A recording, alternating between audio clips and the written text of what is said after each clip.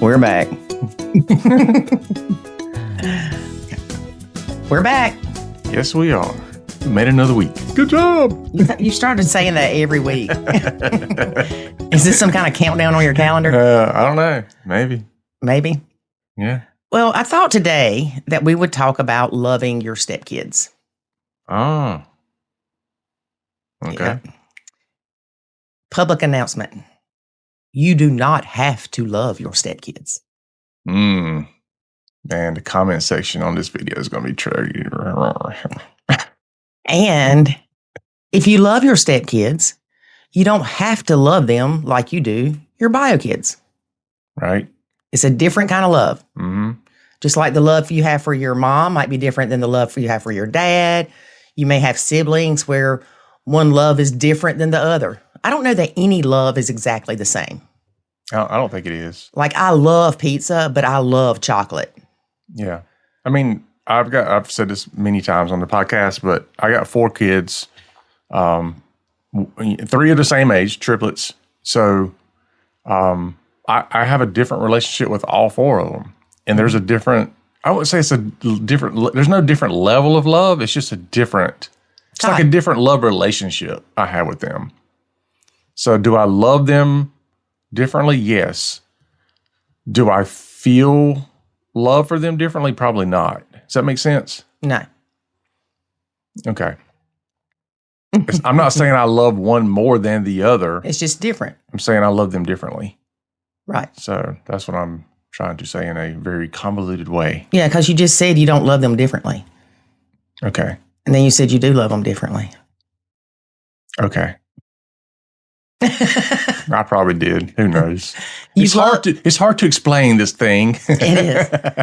But like I said, I love chocolate and I love pizza. Right? Do you love chocolate pizza?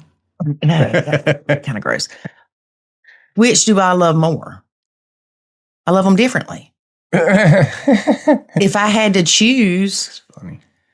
I don't know which one I would choose. Because I shouldn't have to choose. I should get both, right? But I love chocolate for different reasons than I love pizza. Okay. That's an analogy. It's a good one, right? Yeah, I guess. For you it is.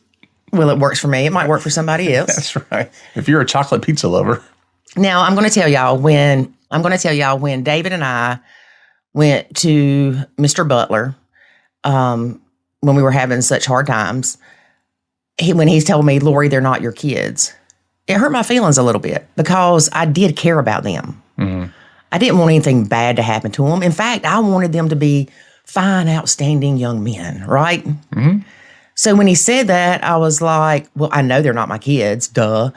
But then it did kind of ping my heart because I'm like, but I care about them. Right. Well, and this was during the rough times. But there were times that I did not like them. Shoot, there's times when I didn't like them.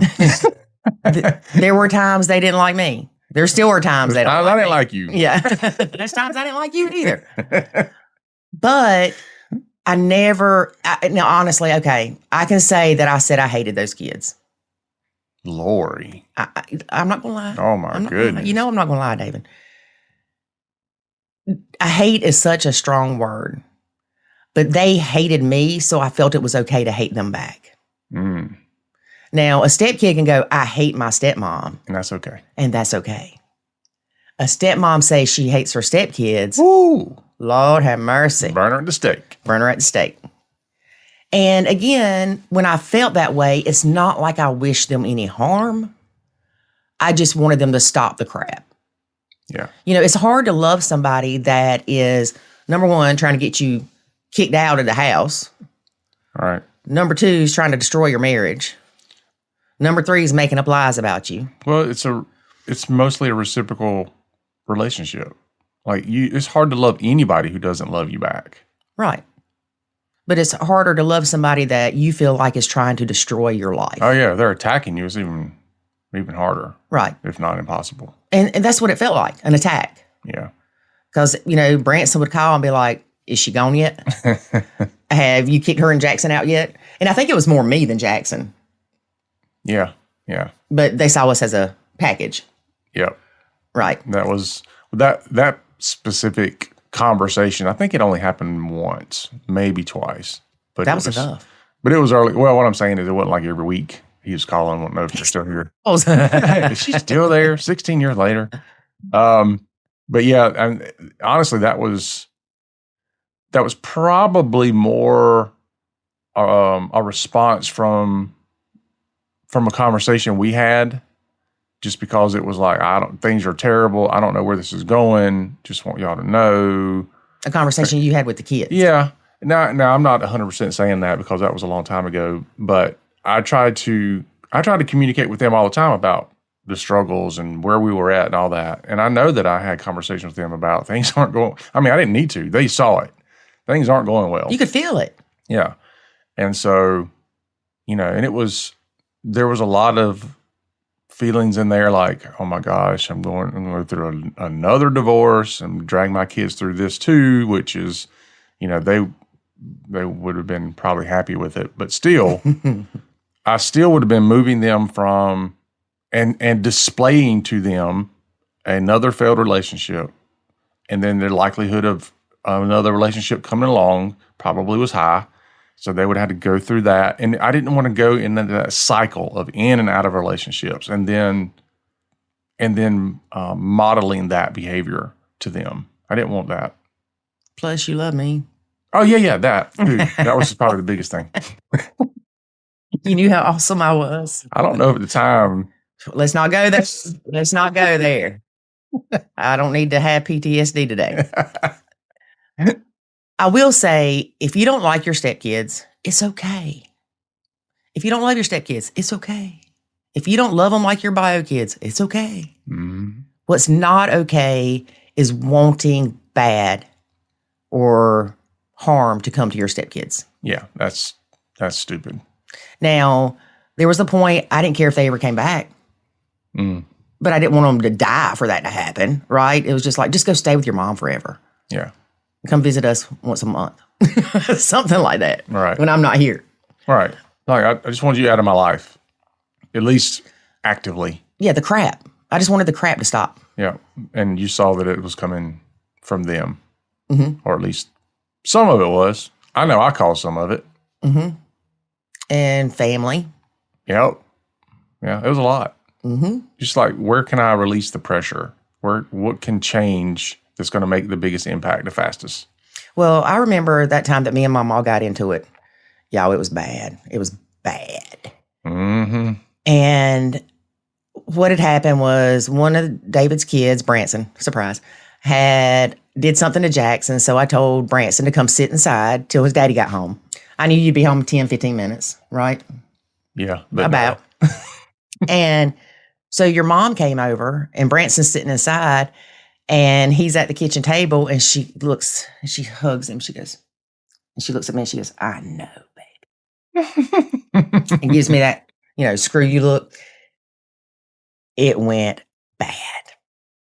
Yeah. There were a lot of words that were said that shouldn't have been. Your action was off the chain. Mine? Yeah. Yeah. Because this is the point where. Okay. This is the point where the problem was clearly my mom and Branson at the moment. Mm-hmm. And because of how you handled that, it became a problem that was now including you. Mm-hmm. And so I agree. Yeah, it could have been, let's leave the problem where it's at and let's focus on that being the core issue. But that never became the core issue at that point, because after that, it became, now it's an issue with you and my mom, and we got to navigate that. I don't think we ever even got back to why Branson was even sitting at the table. I don't think that was ever addressed. No, it wasn't. Right. Because the target went from what Branson did to your mama doing what she did to me and your mama. Yep. So you see how responding or reacting, probably is the best word, reacting to something can cause the entire problem to be swept under the rug. Mm-hmm. The original offense never gets addressed. Yep. And in fact, I think it was forgotten about.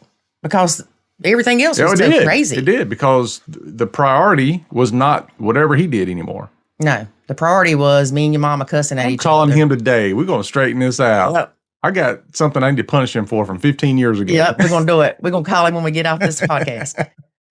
But, and I'm not trying to bash you, but it's something we learned.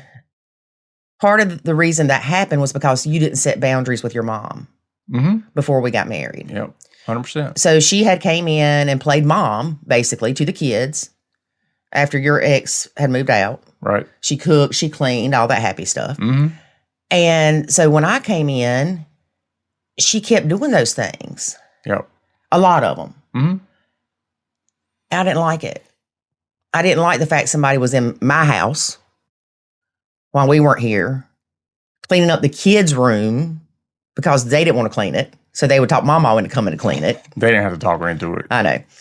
She has a cleaning compulsive behavior. But of course, then I'm thinking, well, you going to clean their room? Why can't you clean Jackson's?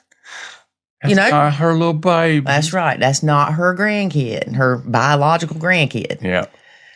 But being a grandparent now, I can feel a little bit about, like, if one of my kids had some other woman in there and I come in and I see little Gideon being punished, I'm like, what are you doing to my grandkid? Which is funny because even when Layla gets in trouble, I run to save her. Right. What's wrong, darling? And, I don't say mean old daddy or mean old mommy. That's what I'm thinking, but I don't say it. But I'm like, what's wrong? And yeah. So here we go. The grandkids. Yep. I love them all. Are we different? But I love them differently. Oh, okay. Yes. Yeah. Layla is the only girl. Well, it's interesting when you really think about it. It's like we're individual people. We want to be treated as individuals. But if you say that you love somebody individually, well, we say differently. But that's what it means. Like, I love you individually. For you. That's like not right. Right. That doesn't make any sense to me. Like, if they're an individual and you want to treat them like an individual, you would love them as an individual, not as a group. Yep. But part of the reason I'm probably close to Layla more is because she was here a lot more when she was a baby. Mm-hmm. I kept her several times while her mom was off on, what do you call them things? Air Force stuff. And then with Gideon, deployment, is that right? Deployment? Yeah, something like that. When Gideon was born, he was sick. Mm-hmm. So he was in the hospital a lot. And then when he got out of the hospital and stuff, all he would do was cry. Yeah. When anybody tried to hold him, even David. So it's like, I'm not holding that youngin'. I'm not going to torture him and put him through that. And I'm not torturing myself, right? Mm-hmm. Who wants to go get a kid and try to hold him that is going to scream when you hold him, But the other one, he was born in Germany. So we didn't see him till he was, I don't know, 7 months old, something like that. And then they moved quickly from here. Yeah. So we only got to spend a month, maybe. Yeah, we haven't had much time to develop a relationship with him. Right. And then there's a new one. Yep. That's in Florida. And so it's going to be counting. Yep. 4 grands. It's going to be harder for me to connect with him because he's not physically here. Yeah. And I'm not one to do the FaceTime. You're not either. FaceTime of talking to a baby. I mean, we'll do it for a minute, but we're not going to stay on the phone an hour trying to talk to a kid. Yeah. Yeah. But it's not, it's not that I'm like, oh, I'm going to love Layla more. It's just I have a different relationship with her. Yeah. Or even a better relationship. And that's simply due to how much time you spend with somebody. Mm-hmm. You're always going to have better relationships with people you spend more time with. And I think because I have a better relationship with the parents. Yeah. Yeah. Like Ethan, y'all hear me talk about him a lot. I can tell him what I'm thinking. Mm-hmm. I don't have to nacho him like I do the other ones. Branson, I still nacho a good bit in certain areas because that's what's best for mine and his relationship. Yeah. Right? Yeah. And so we say all this to say, you don't come out and go, I'm not going to love these stepkids. you can't make yourself love people. And if David would have been on me about, you need to love my kids like you do Jackson, I'd have been like, dude, that's unfair. Yeah. Well, the interesting thing about us is neither of us ever had that thought process. Mm-mm. So it's interesting to me when I hear, and particularly it seems to come more from men, that they're like, you need to love my kids like your own. Even if you don't have any, you need to love them like, and that never even occurred to me that was something you should do. But I wonder, stay with me here for a minute. All right. So, like with women, we don't normally ask for help. The ones I know anyway, we'll say that. So, like for Jackson, when he needed something or whatever, I just took care of it. It's not like I asked you to do those things or expected you to. I just took care of my kid. Right. And men, I think that gender role is, hey, little Johnny needs a new pair of shoes. How about you pick him up a pair?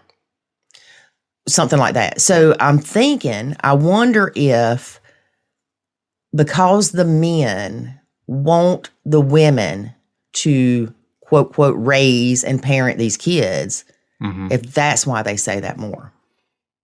I think what they say and what they mean are different. I think that what they're trying to say is, I want you to treat my kid like he's somebody under your care.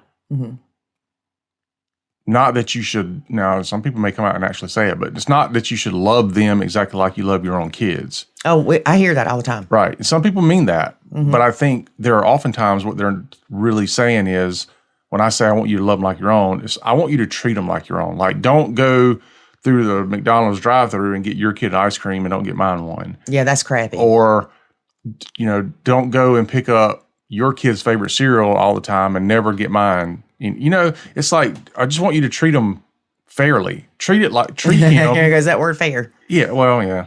Treat them equally. That's even worse. Treat them like somebody. So I think that's kind of where a lot of this comes from. Is like, I don't want you to treat them like a stranger's kid. I want you to treat them like their family. Yeah, they're your significant other's kid. But, and we see this all the time, yes, they want you to treat them like their kid, like your own kids. Until you punish them or parent them. Yeah. So everything's going great as long as stepmom's cooking and cleaning and playing taxi and all that stuff. But once stepmom punishes little Johnny and daddy comes home from work and little Johnny's upset, then daddy's like, what are you doing to my kid? And then it's, well, your kid does those things and you don't do anything to them. It's the tit for tat.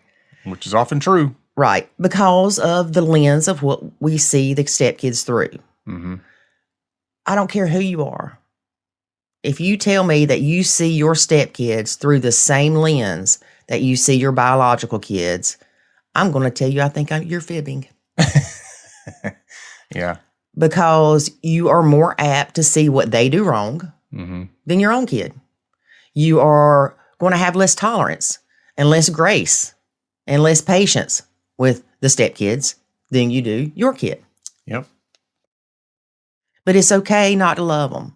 But what you do have to do is treat them with the decency that you would a stranger. At minimum. At least, yeah, at the very least. And when I say that, if you saw a little kid about to run in the road, yeah, you would stop them. Hopefully. Right. If you had your friend's kid and went to McDonald's, you wouldn't say, oh, I'm sorry, I'm not getting you anything.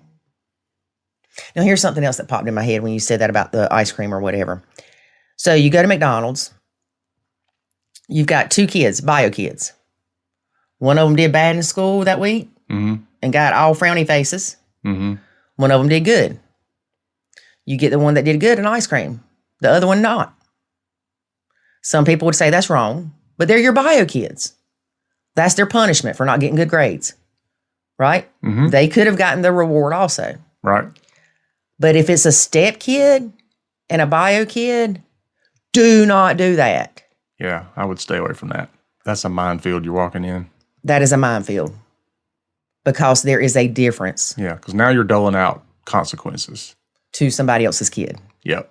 And you are being seen as unfair. In fact, I would go get them ice cream just to say, nanner, nanner. See how good I am? But again, when it's your bio kids, that's okay. And they can say it's unfair all day long. Mm-hmm.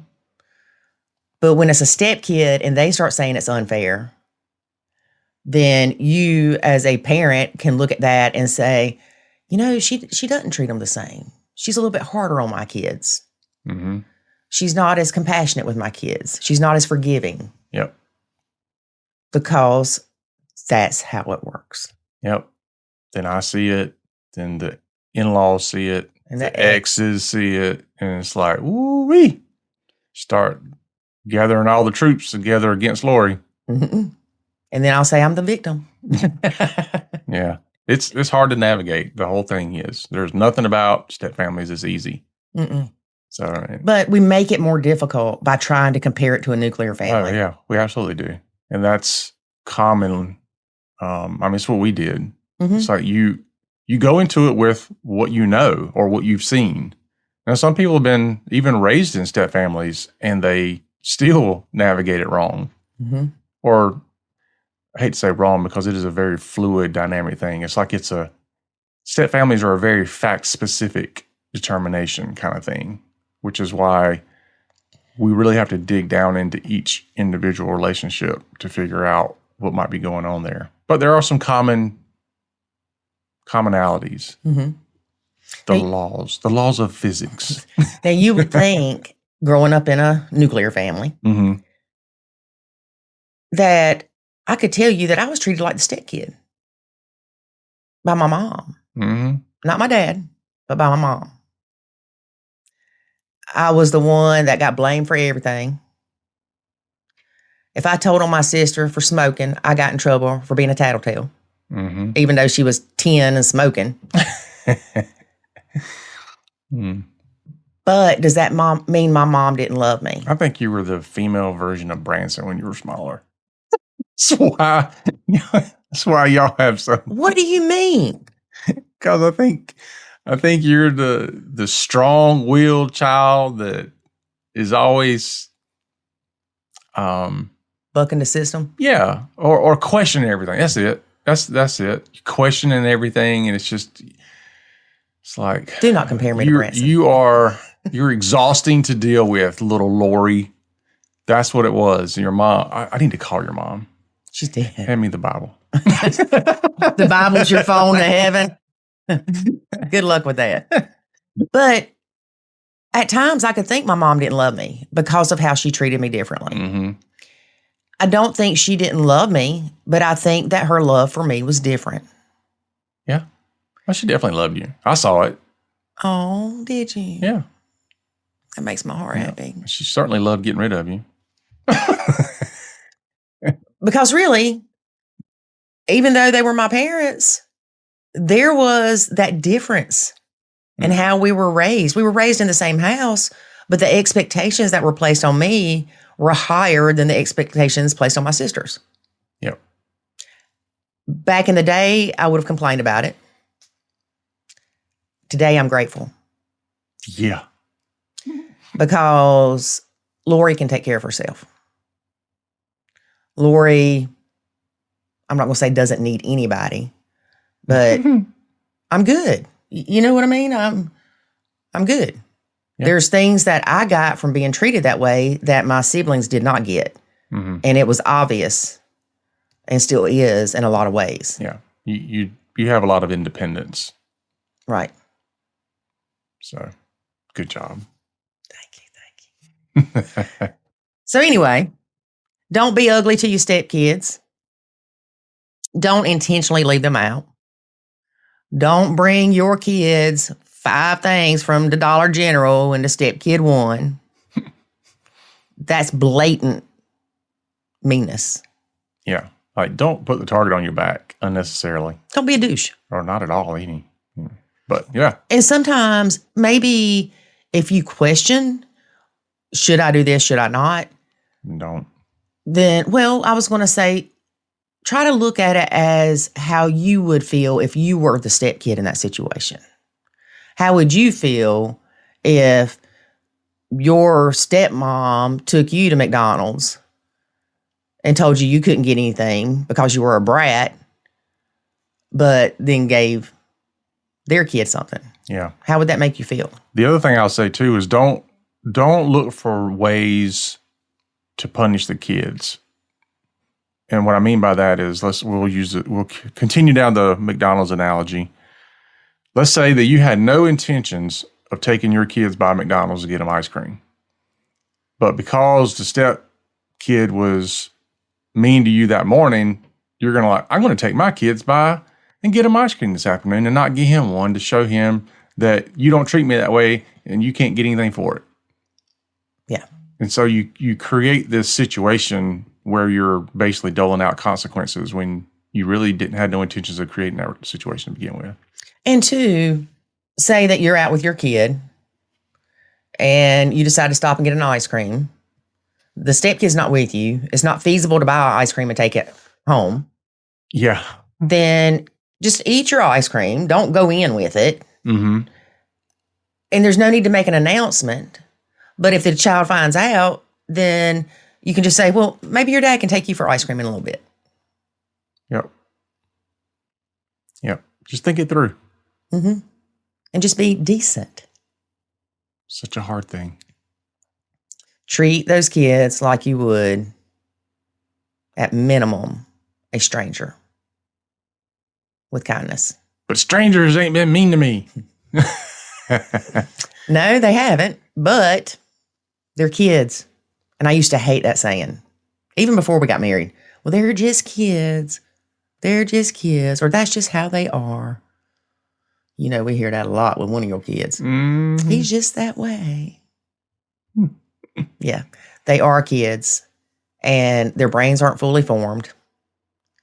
And you have the opportunity as a step parent to be a mentor, a cheerleader, and everything for that kid to help them feel better. You don't have to parent them for them to be exposed to the seeds of goodness. Yeah. Just remember, if the stepkid's giving you a hard time and it's not a great relationship, often it's not necessarily about you. It's because they're dealing with other stuff. Mm-hmm.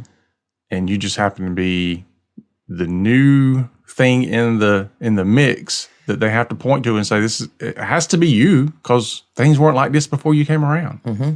Even if it's not. Right. They don't have the ability to reason through, well, the reason mom and dad aren't getting along is because one of them can't keep their pants on. Nope. Okay. So one thing that I thought of, David, when you said that was, remember we took the kids to Mr. Butler to talk to him. Uh-huh. And you got to remember, these kids were telling David and the ex and mom and mother-in-law, mama, whatever, Lori's abusing us. Yep. Verbally abusive. And so Mr. Butler said, what could Lori do to make things better? Yeah. Now, this was him, the counselor, in a room with them by themselves. We weren't even in the room. And what did they say, David? They said, take us to Disney World.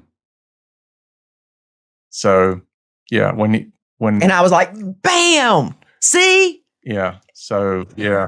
That put things in a different perspective. He brought us back in afterwards, and he's like, let me tell you what I see. And it was like, there was nothing happening. Like, there was no abuse or anything from Lori or anything. It was just, we just want you to do all kind of stuff for us. Just do for us, do for us, do for us. And don't parent us. Yeah, don't parent us. Just do everything, just not take us to McDonald's. Take us to Disney World. That would make everything better. Yeah. Like, it's almost like they held you for ransom at that point. Yeah. Until you take us to Disney World, we're still going to give you grief. Mm-hmm. But it did put things into perspective. It did, absolutely did. And I think for everybody else involved, because we had everybody involved. I mean, we had the exes there and the grandparents there. I think they all were like, huh, okay, that's interesting. But it was helpful. It was extremely helpful because you're caught in this thing of, well, do I believe my kids? Do I believe my wife? Like somebody is not, it's not that they're lying, but somebody's seeing this situation very differently than the other. And, I think that my kids felt like Lori was picking on them and being quote unquote abusive. Because me telling them to brush their teeth to them was abuse. Yeah. Like, really? Yeah. In their head, I had no right to tell them anything. Nope. And since I didn't sugarcoat everything like Mama did, like, honey, go brush the teethies. Go brush the teethies. Mm-hmm. Here, I help you. Since I wasn't like that, it made it seem like I was more aggressive. Yeah. Well, you're the disruption as the stepmom, you in particular, you were the disruption to their life. Mm-hmm. Like everything's going along. The first disruption was, me and mom are no longer together. For some reason, they didn't feel that disruption quite as much. They were just like, okay, they're not living together. All right. And then you come along and it's like, whoa, what is this? And we see that all the time. Yeah. Where when dad gets into a relationship and gets engaged, remarried, whatever, it seems to trigger something in the kids to where they're like, wait a minute, she's the reason my parents will never get back together. Yep. Not because of everything that happened the years before me. Right. But I'm the reason. It's almost like it solidifies that your parents will never get back together. Yep. Now, mama can have 20 boyfriends and they don't think the same. And it's not just our situation. It's everybody. Well, not everybody's, but most situations we deal with, that's the case. Yeah, we see it a lot. Mm-hmm. All right. Well, anything else you want to say about this topic? I love my stepkids most of the time. And they love you most of the time. Yep. But I don't love them like my baby. I can tell when they have a good relationship when I walk into the room and she's talking to one of my kids on the phone or on FaceTime. And then all of a sudden, a few minutes later, they're like, all right, talk to you later. And I'm like, wait a minute. Like, nobody talked to me. Mm-hmm. Mm-hmm. Yep. So they do. They'll do that. They call you for advice sometimes and all kind of stuff. But anyway, I'm proud of you. I'm proud of you too, honey. I'm proud of you for loving my kids like your own. I don't. Just like I know you love Jackson. Yep. You love him, but not like your kids. Yeah. But it's not a ranking, y'all. That's like the whole. And I don't love my kids like my grandkids.